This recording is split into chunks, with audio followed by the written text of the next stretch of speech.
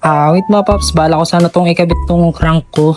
Kaso dito pa lang sa bottom bracket nagkakaroon na ng problema. Bali ito kasi yung bagong pinalit ko. BBMT 801, yan. Ang liit pala nito no. Tapos pagdating niya dito sa may part na may puti, yan, ang tigas niya ng ang tigas niya na ipasok. Smooth naman siya pag sa simula, tapos pag pumunta na dito sa banda sa may puti, tumitigas na. Tapos higpitan ko sana siya gamit to. Kaso hindi naman kasya oh. Ang kulit kagi.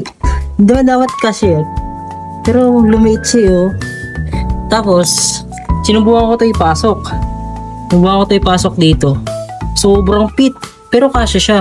Sobrang fit lang talaga. Hindi siya katulad ng mga dati kong gamit na pag pinasok kong ganun, smooth na smooth siya. Diretso hanggang loob.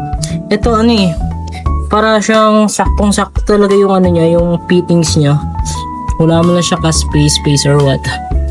Yun, basta sobrang fit. Ngayon pala kasi yung mga gamit ng mga ganito eh. Ngayon lang ako makakabit ng mga ganito. Kaya medyo ignorante pa ako. Wait, bibili pa siguro ako ng ng pangkabit nito. Hindi kasi kasya eh oh. Oh, hindi kasya. Di ba dapat kasya yun? Hindi ko tuloy mahigpitan.